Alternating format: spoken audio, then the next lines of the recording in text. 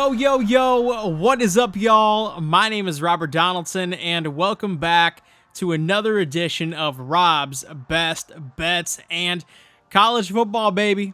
It's here. It's arrived. There's no more waiting. We got games. We've got lines. We've got money to make, and college football has definitely been a good sport for us over the past couple seasons, and in particular, last bowl season and the college football playoff really treated us well, and I say we go ahead, keep that momentum rolling here in week one, and my Thursday picks, my Friday picks, and then my Monday picks are still going to be going up on Twitter/X at RobDFB, which is just my handle over there. But in this video, we are focusing on August 31st, baby. That's Saturday, and we've got a great slate. We've got 8 games we're taking a peek at in this video, and let's go ahead and make some money, y'all. All right, the first game we're taking a peek at here is going to be a noon kick between Vanderbilt and Virginia Tech, and I get it. A lot of people are excited about drones and this Virginia Tech team and really trying to relive or get back to that Frank Beamer-esque era, but the reality is they're not there yet, and I think they're a long ways off of that time period. And in terms of Vanderbilt, yes, I get it. They are a bottom feeder in the SEC, and certainly I don't know if they're going to be in that bowl-eligible territory this season either, because their schedule looks pretty rough. But at the same time, an upgrade at OC with Tim Beck, bringing over Diego Pavia and some New Mexico State players, I think that's going to really light a spark under this offense, especially early on. And that's where I think we can capitalize and make some good money with Vanderbilt early on. So let's go ahead and take a couple different angles here. Let's place the full game plus 14 points. Let's take some first half angles here as well. And man, I think Vanderbilt's going to get us started right and really make some money here in the early goings. All right, game number 2, we are heading out to Morgantown. And in this matchup, man, I am just so excited because West Virginia is taking on Penn State. These are two very good teams that I think both should be ranked, honestly. And when you are looking at the quarterback position on both sides, I actually would lean to the side that you're probably not thinking has the better quarterback play, because I get it.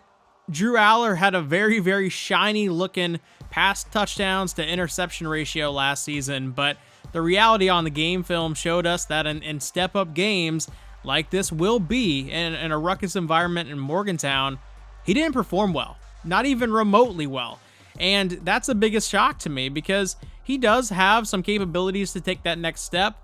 But in week 1, going into this environment against a team that has great quarterback play and great veteran quarterback play and Garrett Green, man, I am all over West Virginia here. So let's take that full game spread. Let's take that full game money line. And even if they don't win outright, I think this is a one-possession game all the way through. All right, game number 3, we are taking a look at a matchup between UConn, the Huskies, and Maryland. And no, this is not a basketball matchup. If it were, we would probably have a very drastically different line in this game. But at the same time, you know, this Connecticut football program has taken some steps to get back to relevancy, and Jim Mora Jr. is the reason why that's the case. And in particular, when you look at UConn in this matchup, I think they've been getting better and better, and this year I feel like some of the stars are kind of aligning for this team. And for that reason, right out the gate, a lot of perception is going against UConn, and a lot of perception might be kind of aligned with Maryland being an average team. I think both of these teams are going to go up in different directions, with UConn ascending and Maryland descending. So let's go ahead and take that full game plus 20.5 points with UConn. And on top of that, let's take a first half spread here as well with the Huskies, because I really do think they're going to be in it all the way through this ball game. All right, in this next matchup, we are staring at a 3:30 East Coast kick, and it's an obscure matchup between Kennesaw State and UTSA. It's Kennesaw State's first year at the FBS level, and certainly, you know, I think that lends them a lot of inherent value, because teams don't really get respect when they're coming up for the first time. And when you are looking at UTSA, obviously they still have Jeff Traylor spearheading this entire bunch, but not at the quarterback position is Frank Harris. You know, Captain Frank Harris, who's been there for, gosh, so long it feels like. It feels like he's been there for a decade, and no longer under center. And so they are experiencing a little bit of turnover in that regard. And I think just from a talent standpoint, they're lower than they have been in past years.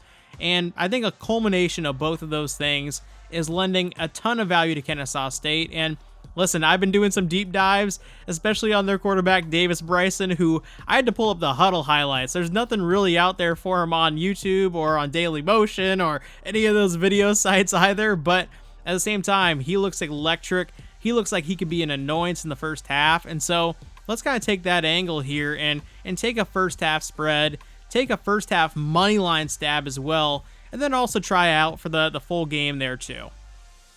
All right, next up, we are taking a look at a matchup between North Texas and South Alabama. And this North Texas team is going under year 2 of Eric Morris, who came over from Wazoo.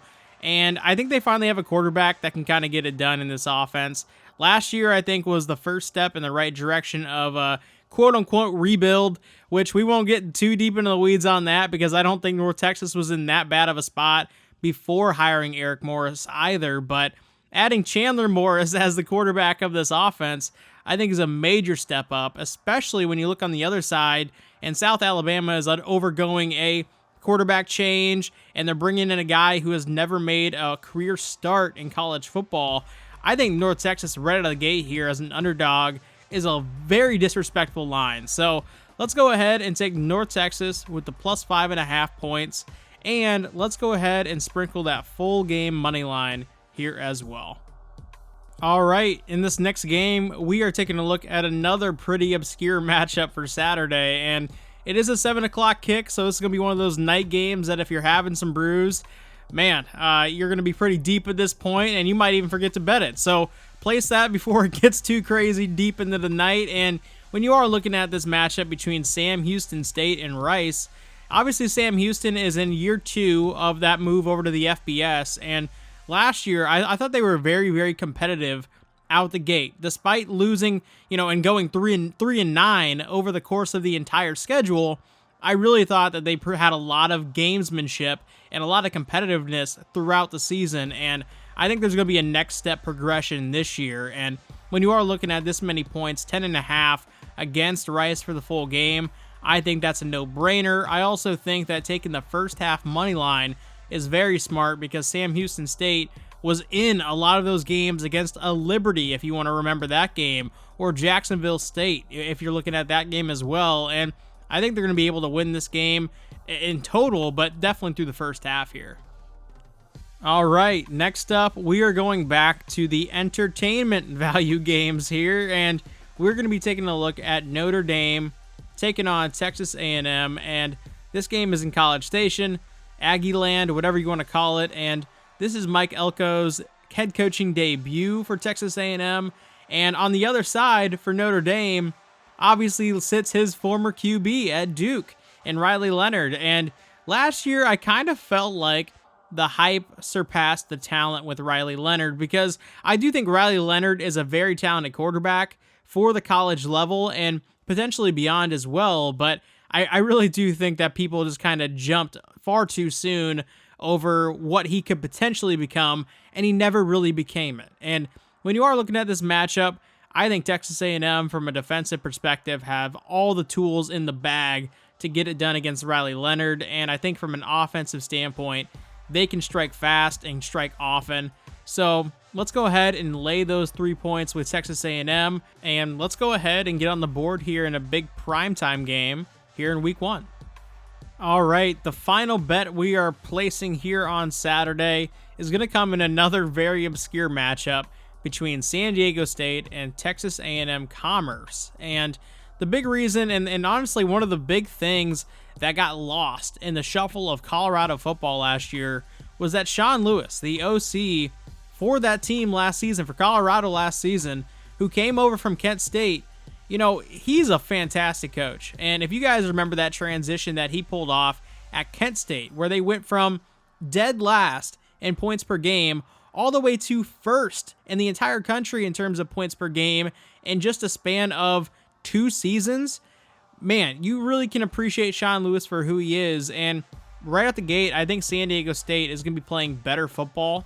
And in particular, in this matchup against Texas A&M Commerce, this was one of the worst teams in FCS last year, and I don't think that they're very much improved when you look at their roster turnover and the guys that they brought in. So let's go ahead and lay this 33.5 points here with San Diego State, and honestly, this might be a team that we ride for quite some time here this season.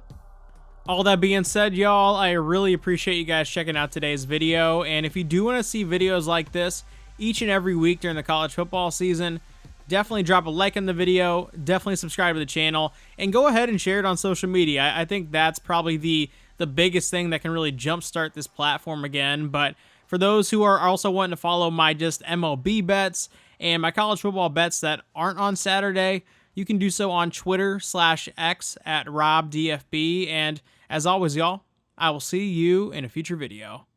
Take it easy.